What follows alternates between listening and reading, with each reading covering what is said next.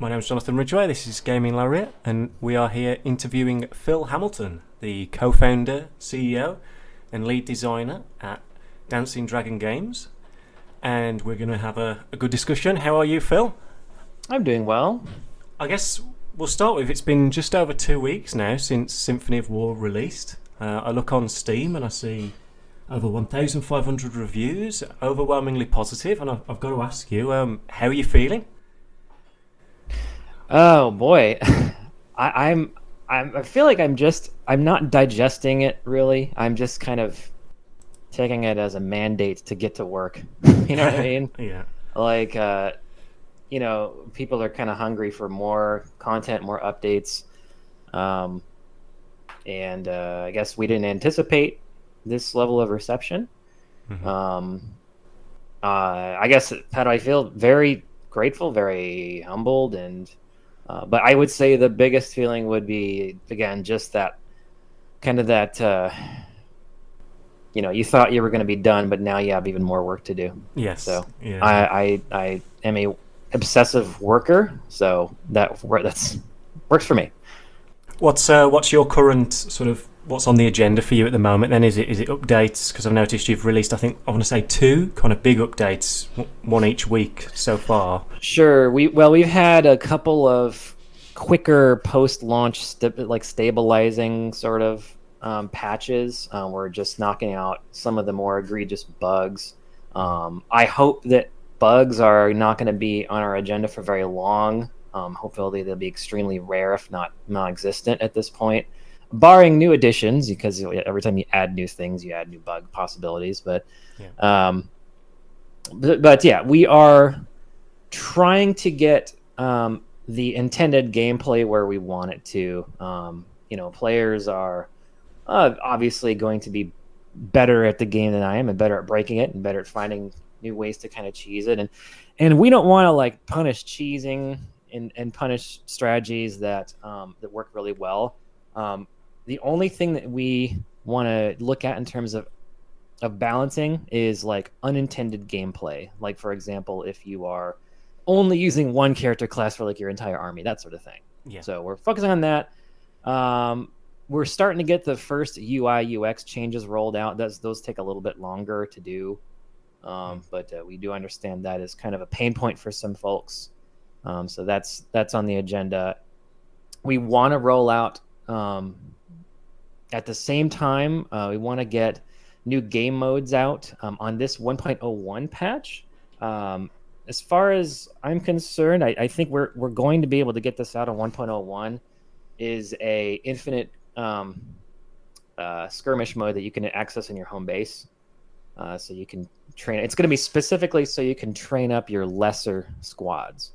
So like your really powerful high level squads already won't be able to increase their power from it, but they can assist the weaker squads in getting them shored up, so they're ready to go. So Exciting times then. Yeah, sounds really cool. Yeah. How many are working on it? Well, I guess how many people worked on it, and then how many people are working on it now? Still. Well, we're a team of two, and we have been, and we still are. I kind of run the business and wrote the story and the music and the levels, and my partner Justin is the engineer, the how does it actually happen programmer. So and he also is a designer. Like we're kind of co-designing it. So we also hired out for art. Art is not either of our specialties, and so we hired out for that. I mean, I don't know. I think we do have potential for more folks involved in the next one. Maybe, I don't know. No promises. So there's definitely going to be a next one based on the success of this game. Yeah, I mean, I've had the script for Symphony of War 2 written for a while. As we were waiting for the mechanics of Symphony of War 1 to actually get in place, I actually had plenty of time to not only revise the story of the first game, but also write the script for the second one. And I've cutscened out some of it. So I don't have time to work on it now because we're focused on the first game, but yeah, it's definitely happening. Is it one of those where you're people will need to play the first game to play the second one, do you think? No, not at all. I mean, it will be a game set in the same universe, in the same timeline, but it'll be set about 100 years after the end of the first game. So it's not a direct sequel. It's more of like the next game in the series, using the same geography, mythology, stuff like that. I wanted to ask you as well, actually, because I'm an indie game developer myself, and I've been making games on Steam and different places for quite a while. And one of the games I had played was actually one of yours. Just before we got the review code to review Symphony of War, I was looking into Dancing Dragon games, and I was like, "Oh, Skyborn!" I remember playing Skyborn a long time ago. Now it feels like. And I was just, if I remember correctly, the world is the name of the world the same in Symphony of War as it is Skyborn? Is it? Well, in Skyborn, the world didn't really have a name, and so part of this ongoing iteration of our games, after Skyborn, we had Echoes of Etheria as well. So it's a little bit of a retcon, but also kind of an evolution of the world as it gets more fleshed out and more complete, I would say. Yeah.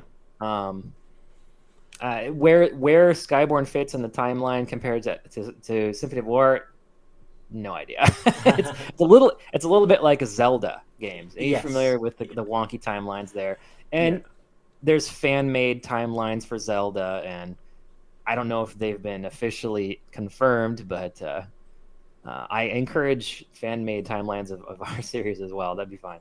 Yeah, because I was wondering whether it was like a kind of Final Fantasy situation where it's like, well, it's got a similar naming convention, but it's actually not connected, or it's loosely connected. So it's interesting to kind of put that in line there and see what you're going with that. Yeah, a little bit like Final Fantasy. Yeah, it's a good. The other question I had, because I did do some digging, and to be fair, I think when you first see Symphony of War, you don't notice this, but it's actually developed in RPG Maker.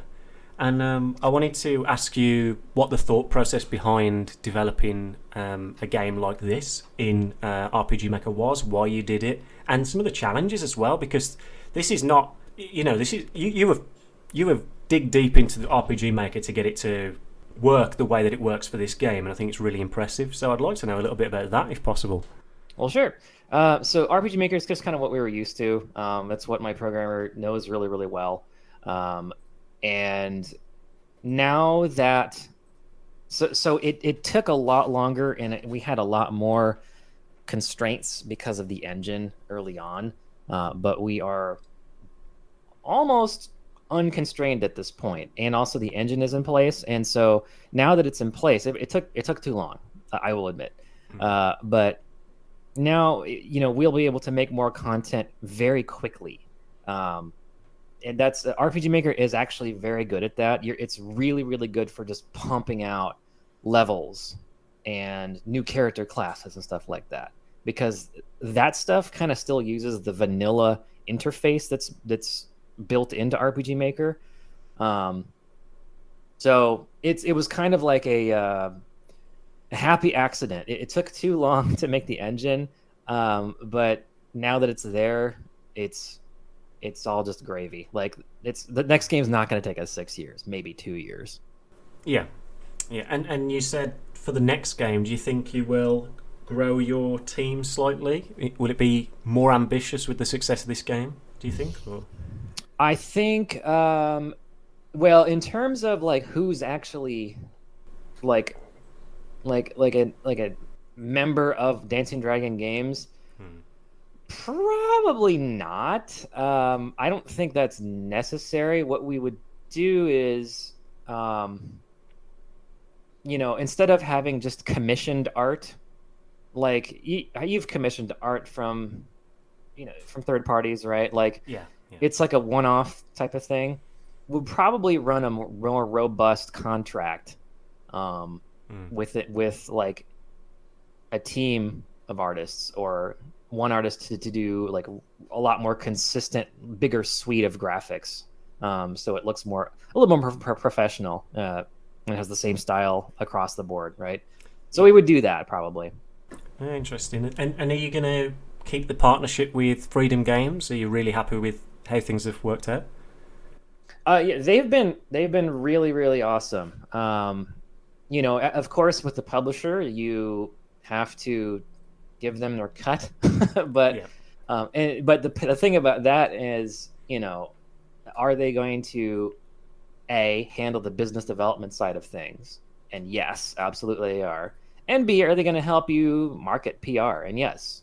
I mean, so their role as a publisher, I would say, is um, they've done a very, very good job in that. And it's actually not over. They're going to be walking side by side with us as we work on a couple of big projects for coming up, porting and translation. So we are going to be translating the game to French, Italian, Spanish, Portuguese, German, Russian, Korean, Japanese, and Chinese. Whew. And they're going to be right alongside us with that.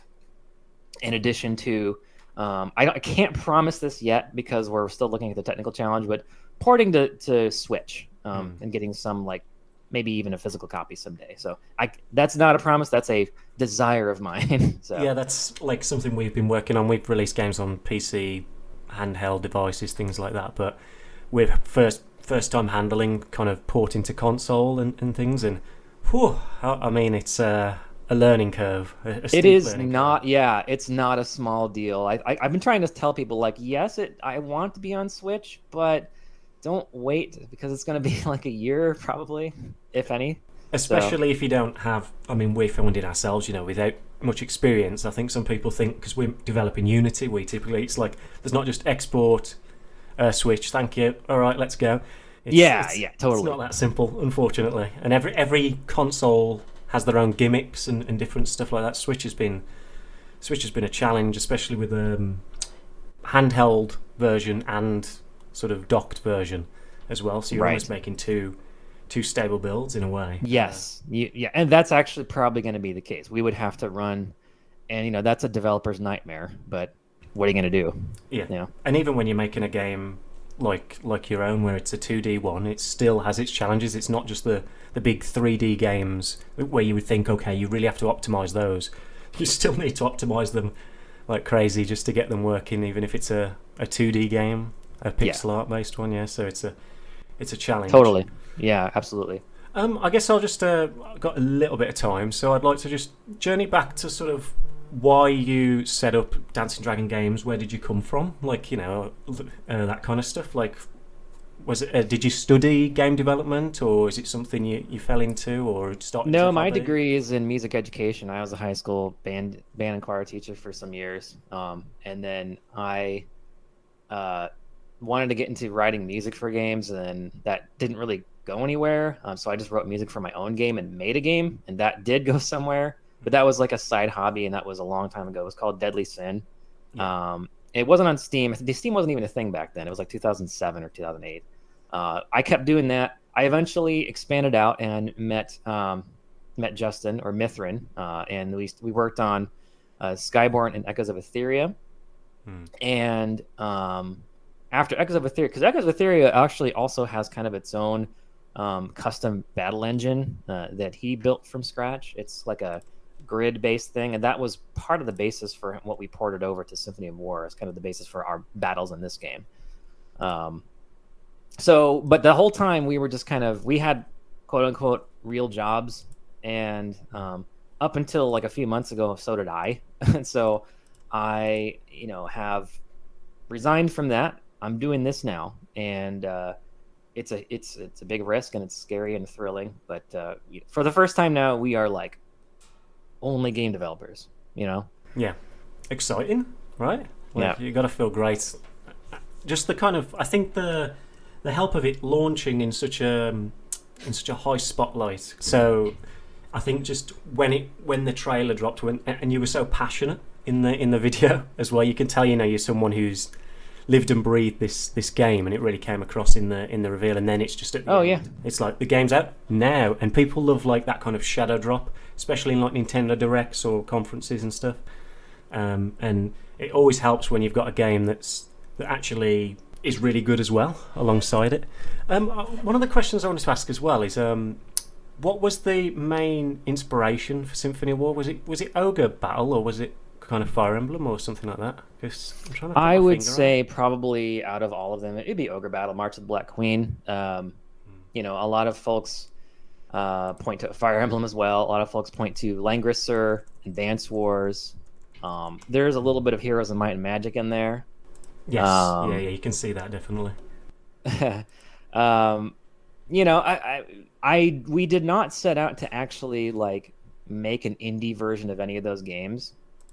We wanted to just make a new thing. But I like if somebody wants, like it doesn't bother me if like, you know, we get compared to those games or like this was a quote unquote clone of those games. Doesn't bother me if that's how it comes across, but I think we definitely, if there's the first game that, the first place game that is inspiration, it would be Ogre Battle March of the Black Queen, just in terms of like, you know, the squad based and the formations and how the volleys work and all that.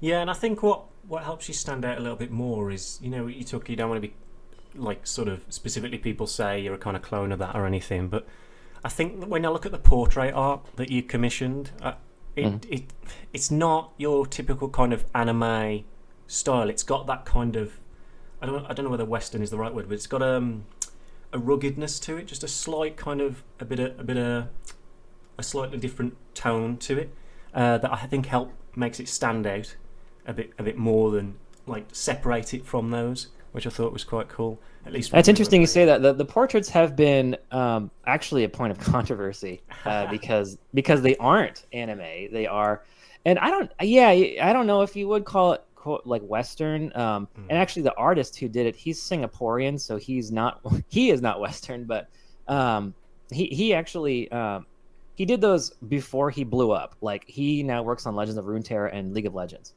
Okay. His name is Sean Ryko Arts.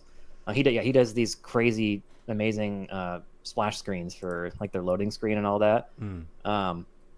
But he did these portraits for us like a long time ago before he actually got those gigs. So he's kind of outgrown us, right? Just a little. I mean, I mean, League of Legends, you know, I'd like to think we've done a pretty good job, but that's hard to fight with somebody's time when they're working full time for League of Legends. So, but I mean, I'm glad to hear that perspective, that it makes it more distinct. I do think that there is probably some portraits that are better done than others on that portrait suite. I don't think we're going to change those for the first game, but I do definitely want to go a different direction with the next game. So I don't know if you're familiar with the portraits in Fire Emblem Path of Radiance. Kind of more line art, cartoony kind of, cartoony, but like they still look serious. They still look kind of, like you said, kind of rugged a little bit, but they're not painterly. They don't have tons and tons of shader colors. Like there's fewer colors, you know? It was that kind of time period of GameCube, wasn't it? I want to say early to mid 2000s, where that kind of anime style did look a bit more like that with the thicker lines. Thicker lines, fewer colors, but like really vivid colors. Not quite cell shaded, but kind of looks cell shaded. That sort of thing. And folks have pointed to like, well, you should just do the faces like they do it in the GBA Fire Emblems. Like, well, no, those are pixel art. That's for like really small resolution. That's not feasible for a game like this. Yeah. So. Yeah, interesting. Is there anything you want to share? Is there anything you want that's in the works now that you'd like to talk about? I mean, we're doing our best to keep up with, you know, the stuff we don't want to work on, which is bug fixes, balance issues. We don't want to work on that so much, but we do want to work on adding content, adding game modes. And this is really the only thing I would add, really, is I hope that it comes across automatically based on how engaged we've been with the community on Steam, Twitter, and Discord.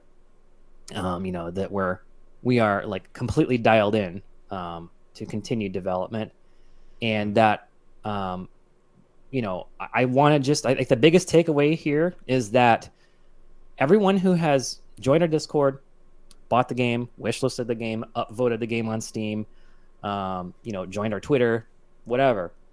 You are the reason that we are going to continue doing this. Like without that, we would be like, maybe we should make the next game, but just kind of leave this the way it is. Now it's like, no, we're definitely not going to just leave Symphony of War 1 the way it is. We're going to continue to build on it and build on it. So, so in that sense, I would extend the game's reception to everybody that's involved, and would humbly thank everybody for being a part of it. That's fantastic, and I'm really happy for your success as well, because I think for this interview especially, I had played Skyborn before, but I digged into like Deadly Sin and Echoes of Etheria, right? Yeah. And you can see the progression in all areas of you as a developer, really. Like you can see the improvements in design and the writing as well. So it's really good to see kind of something. It's almost like all things came together for Symphony of War, and then you found a publisher that worked well for you and the timing was right. So I'm really happy for you that you've been able to say goodbye to your previous job, whatever it was, and that you've got this as your job moving forward. So I'm happy for you, mate. Yeah, I'm glad that those things came through. I'm very happy that the progression is being noticed. Before, I will say that I didn't put tons of resources into the skill of learning, writing, dialogue, stuff like that. And that is, I'm continuing to invest heavily in learning to get better at that. And actually on Symphony of War 1, I was able to partner up with a narrative designer who works in the industry as a professional consultant, and probably do the same thing with the next script. But I feel like the more I do this, and plus I've had years and years to actually work on the script for Symphony of War 2, like literal years. So I'm very excited to, show off that one and kind of show, the continued progression. Because frankly, not my natural skill set at all is dialogue, characters, kind of story flow. So kind of cool. It's kind of cool to build that skill set, from what I would say, if you look at Deadly Sin, pretty amateurish, right? Yeah. So days, I'm rambling right now. No, that's totally fine. Yeah, and I think it's also challenging though, because we're doing a similar sort of game at the moment. It's like a life sim RPG, and you have these social interactions with the characters, but it's not like your typical story like you're writing a film or a book or something. Like you've got in Symphony of War, you just you're at a base and it's like conversation exists. Okay, what are we going to talk about? You have to kind of create something from nothing like that, and sometimes that is challenging to write that kind of dialogue, and you have to kind of create that. You have to create a narrative of this kind of social development of the characters. Oh in yeah, itself, absolutely. right? And that isn't easy. And it's not that's typical not. Yeah, you storytelling. Get in the minds of fictional people.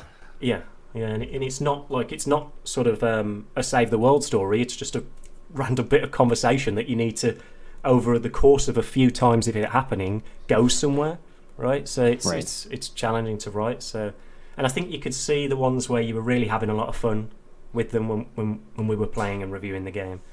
You could see I'm having a good time with this one. Yeah. Definitely was the case. I think that'll be it. I'd just like to thank you very much for chatting with us at Gaming Lariat, Phil. It's been a pleasure, and I wish you nothing but the best moving forward with Symphony of War 1 and 2 as well. Right on. Thank you. Thank you for the time. It's been a pleasure. Have a good one.